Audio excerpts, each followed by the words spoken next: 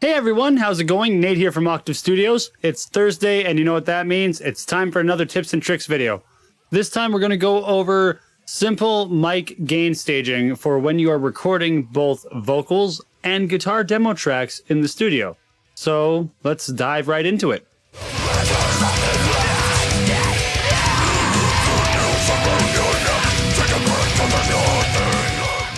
Okay, so as you can see, here is our DAW. I'm in Reaper again, and I have two tracks armed for recording. One is my vocal mic that you can see tracking right here over on the side. It is this one in black. And the other one is my guitar, which I am chugging on, and I have a little bit of signal, but what levels should I be at? Now, as you can see, you want your vocal mic to be at a level where it's not overtaking everything. If you look at the two bars on either end of the track here, and you don't want to be too quiet either. So if we were being very meticulous, if we wanted, I could even maybe go and turn this up a bit so that it's getting a bit louder. Notice how that has increased the peak size of my vocal, and it actually might sound a bit stronger. I sometimes don't want it this powerful when I am doing voiceover stuff like this, but there are other moments where this is exactly what you want. Now, say if you're doing vocals, what you want is to have something similar to this coming up, whether it's a scream like a "Hey!"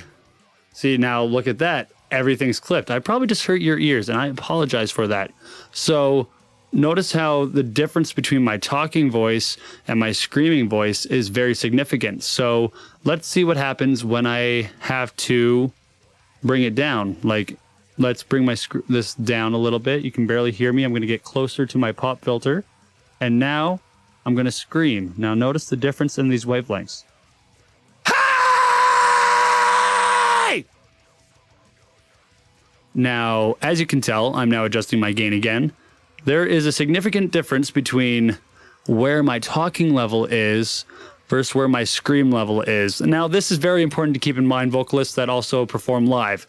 This is why having a good sound check off the hop is really handy. If you're just kind of half-assing your vocal warm-up, or not your warm-up, but your sound check, things are going to be very difficult for you very quickly when you get into the situation where you're performing and the band's behind you. Same thing for singers. If you want to figure out what your singing dynamic is, get a little bit further away from the mic like so, and just take a look and see what happens. Hey, oh! Now, as you can see, things are very loud and predominant again because I'm projecting a lot more. So I'm going to bring it down to where, again, I think it would be good for it to rest here. And let's try that one more time. Hey, yo! So let's turn this back up here. As you could probably tell, there's a significant difference between the levels of, say, a singing voice and a talking voice. That should be apparent from the start. But what happens if you have your mic too loud to begin with?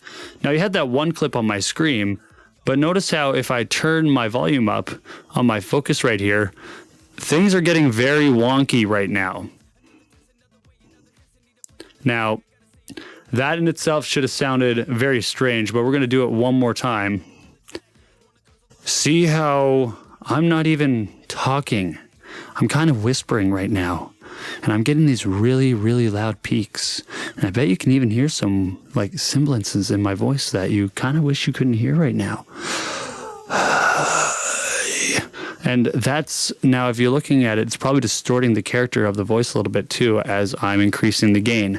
That's another thing let's bring that down now. That's kind of stuff you want to keep in mind when you're tracking your vocals in demo takes. Keep an eye of where your peaks are. If you notice that you're having issues in a certain area, like maybe you're a bit louder in certain instances, back off the mic a good few inches. Like, the difference between me being here and me being here is rather significant. There's a difference in it. So if, say, you're projecting and you notice your voices get louder, bring yourself back a bit, because then you can compensate for it. Notice how the wavelengths between this and the other one aren't that different. Now, the same thing goes for your guitar. I know we've already covered this briefly, but your guitar would be the exact same thing in this aspect. You would take it. You want to get some chugging going, maybe, or just figure out what you're doing. If you're doing tremolo picking, figure out like where that is. So we could maybe even turn that up just a smidge for that.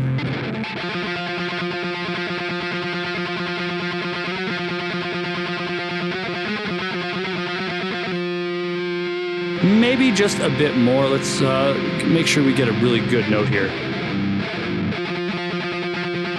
There we go. Okay, so that's what we would want there. But now let's see, where are our chugs at? Because that's going to be a completely different type of hit on the guitar. It's a bit loud. So let's bring it down a bit and just see where the nice medium ground is. Keep chugging with it. We're going to start at the bottom and work our way to the top here.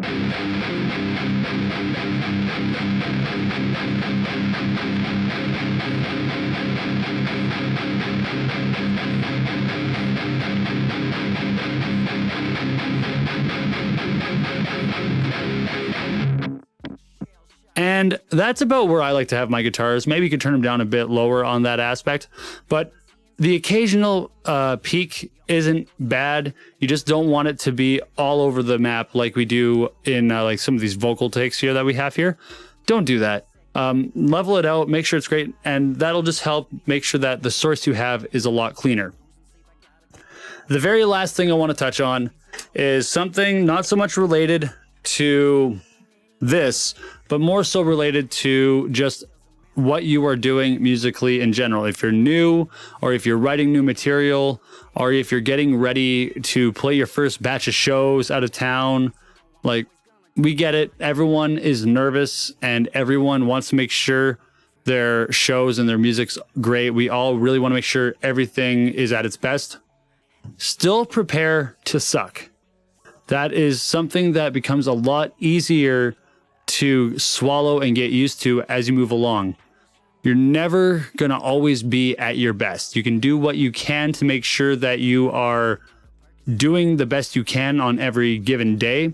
But there are going to be times when you suck. Like, there's going to be times when you go to record vocals for the first time where you hate the sound of your own voice. That's okay. That happens to everyone.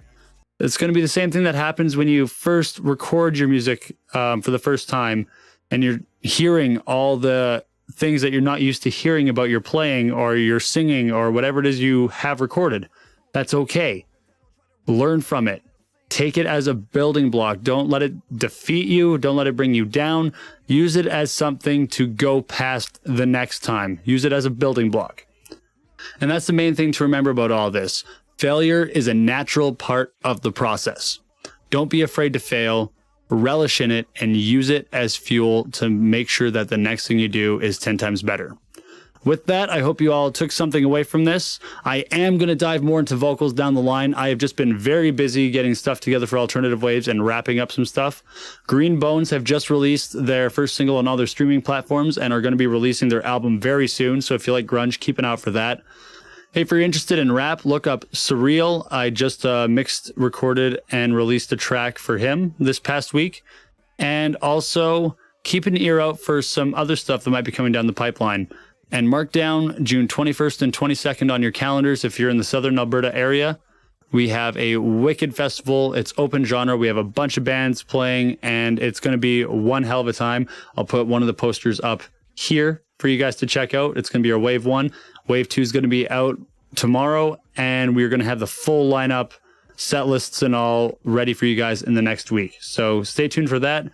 Let me know if you want me to dive into anything on this tips and tricks series. And until then, I'll see you next time.